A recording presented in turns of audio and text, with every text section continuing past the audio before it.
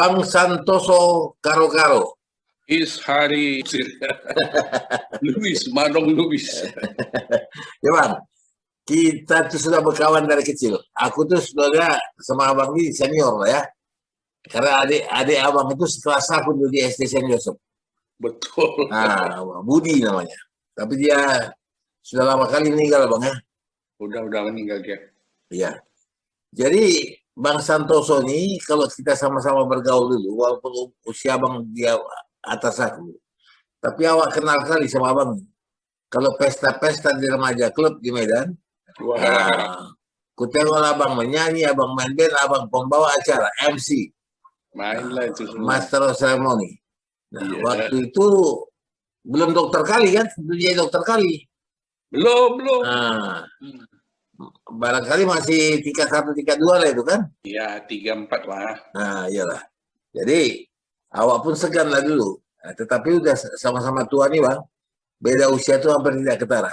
Bang Santoso, gimana? Sehat bang? Sehat lah, tapi awak kan orang jelek, orang kampung. Jadi sehat kelihatan seperti sakit gitu. Padahal kan orang kampung. Lain kalau kau kelihatan kali orang kota. Enggak juga.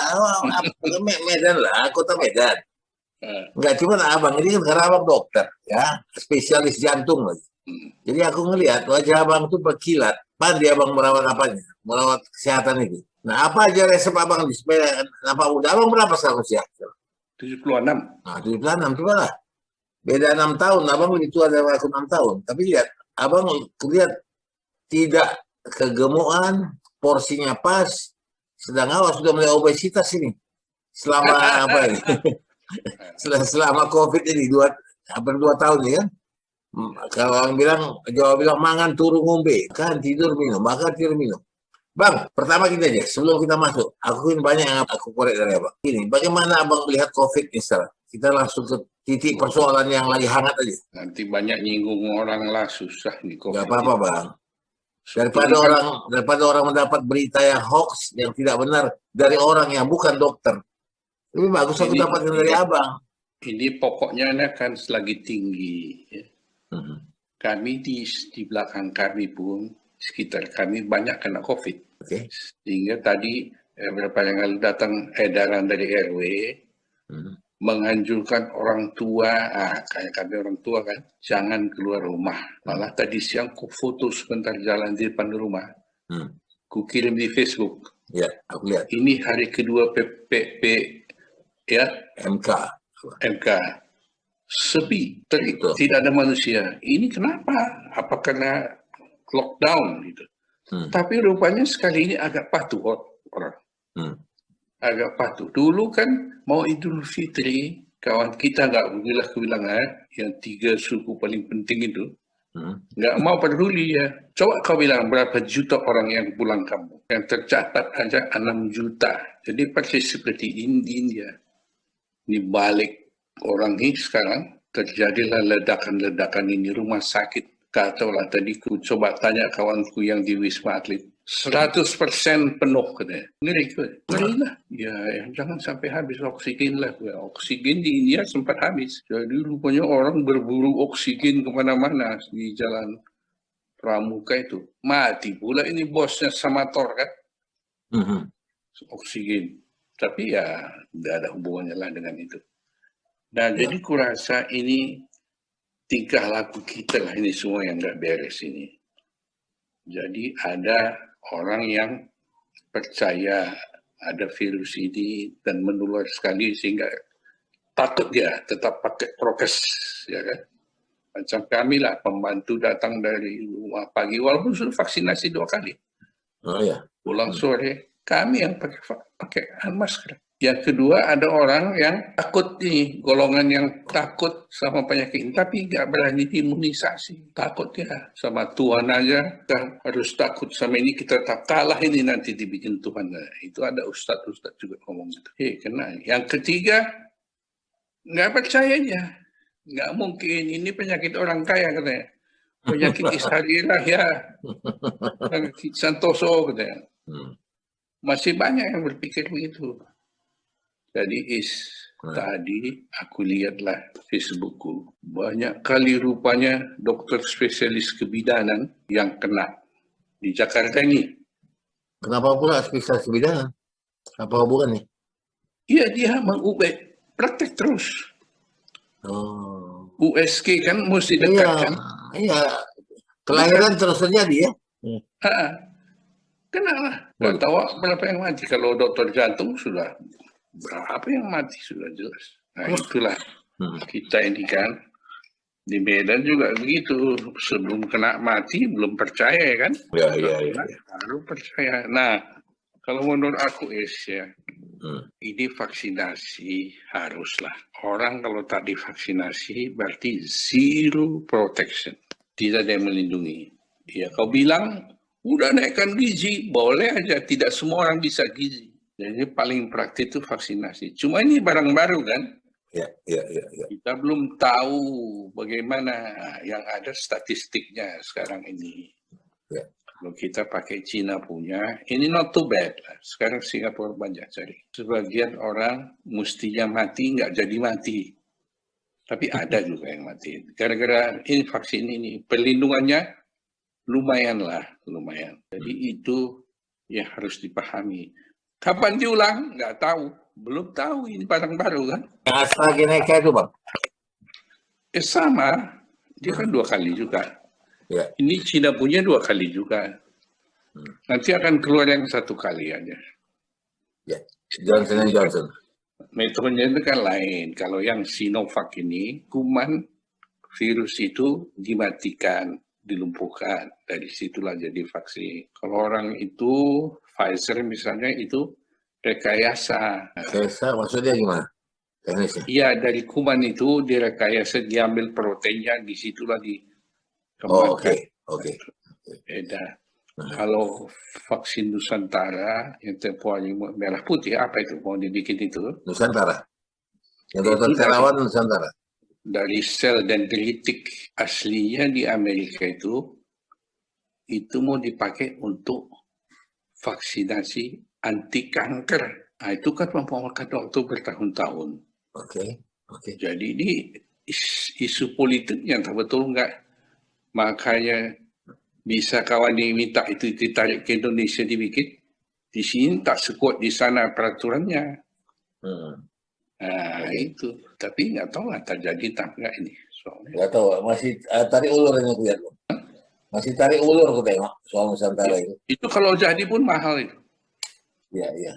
Mahal itu. Jutaan itu. Nggak sanggup lah rakyat kita. Pemerintah nggak sanggup. Sekarang aja Amerika berapa vaksinasinya persentase? Paling 30-40%. Mau ditingkatkan terus. Kita berapa ya? 40% juga belum ya?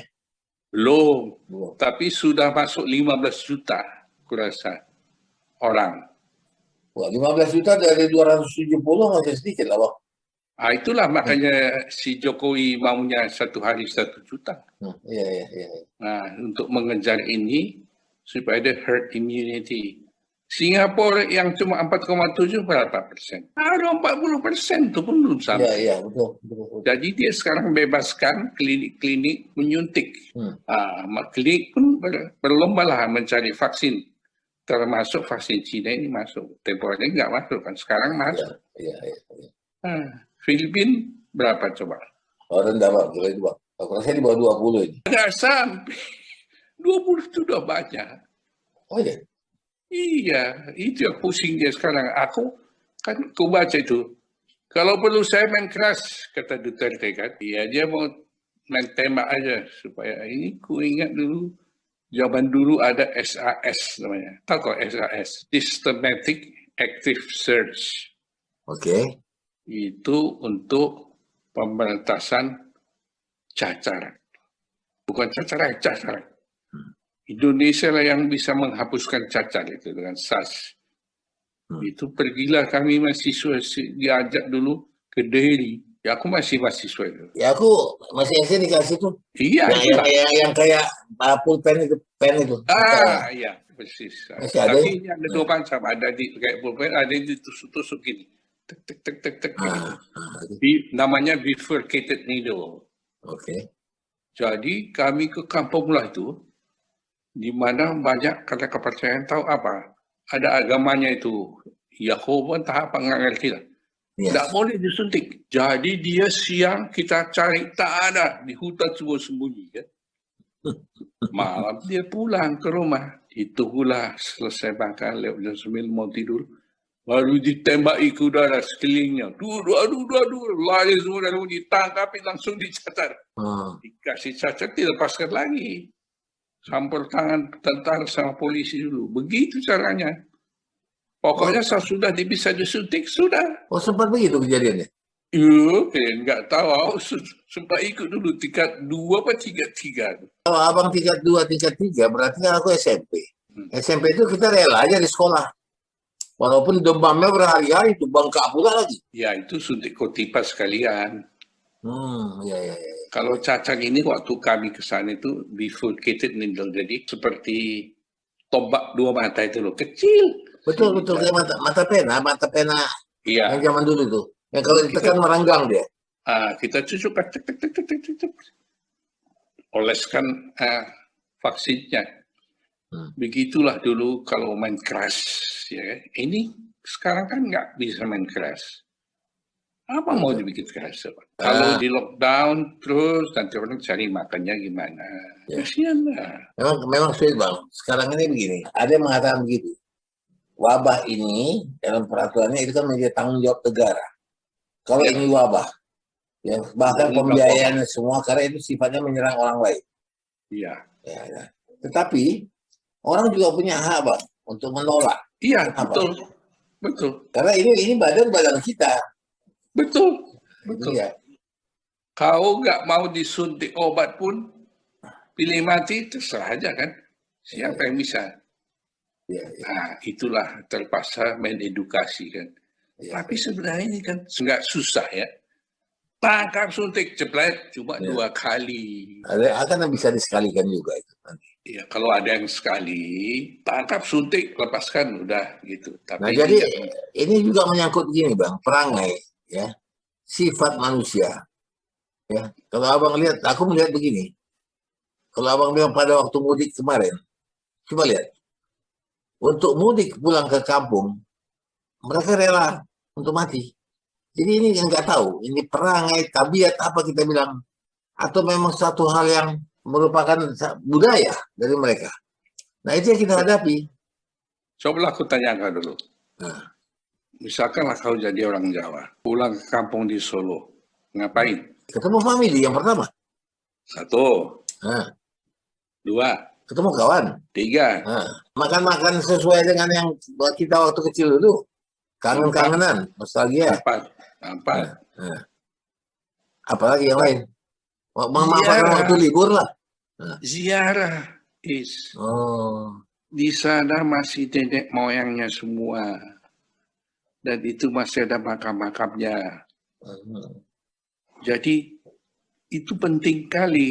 Kita ini kan death culture. Kultur kematian. Jadi itu semua tadi, mati pun di jalan dia gak peduli, pokoknya sampai di kampung. Nah, dia itu juga pulang kampung, sama lah kita ini. Kalau udah lama Jakarta kalian, hebat kali kalian Jakarta, udah dapat apa saja. Pulang kampung, dia itu jadi manusia betul. Kalau di Jakarta ini mungkin baru 80% dia manusia. Dari mana bang melihatnya? Dari tata kehidupan gitu. Iyalah kehidupan. Itu 70% kurasa yang pulang itu adalah orang-orang yang bukannya ekonomi kuat gitu. Kalau ekonomi kuat lain lagi ya. Tapi tetap ada primordialisme tadi. Ziarah lah, inilah itu.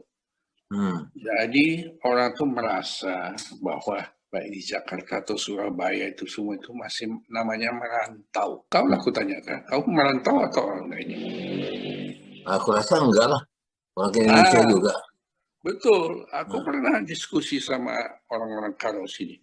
Bahasa Karonya sering kan, mulih kukuta kemulih, pulang ke tanah tumpah darah. Sekali setahun itu ada pesta panen. Ada orang muda nggak ngerti lagi gimana caranya supaya sampai di sana. dari sini. Ada mengorganisir lagi kan, beriringan 5-6 mobil. Jadi ku tanya orang tuh, kalian di sini sebagai apa? Kami merantaunya di sini banget. Padahal sudah 20-30 tahun. Awak sudah 45 tahun di sini. Anakku tak ngerti lagi pun dia kampungnya di mana kan. Awak yang masih terus kental urusan kampung ini. Ya, lama aktif lihat. Ya. Jadi ikatan ya dengan leluhur, dengan budaya, ya, semacam ritual-ritual yang bersifat keagamaan dengan keluarga, itu juga membuat mereka membandel untuk pulang walaupun mereka itu harus melawan COVID. Betul lah, betul. Nggak peduli ya, ditembusnya semua kalau bisa. Lewat jalan-jalan tikus, lewat kalau bisa. Nah itulah yang susah pemerintah. Ya kita mengaku mengerti ya, mereka mengertinya itu, tapi kalah semua sampai modelis. Di India itu agama kebanyakan. Oh ya itu ya. Di Sungai Gangga. Ini kita bilang karena Lebaran, bukan karena timingnya waktu Lebaran itunya. Sebenarnya bukan main tuh. Apalagi Bang, kalau joknya bilang kalau mau pulang tuh sore kali katanya. Kenapa? Udah bisa bawa sepeda motor dia walaupun kredit belum lunas. Biar dibilang orang kampung ya udah berhasil dia di Jakarta. Mending itu mobil bekas main terus kan, dicicil. Makanya aku tanya kau tadi kau udah merasa di sini sebagai perantau atau sudah enggak lagi?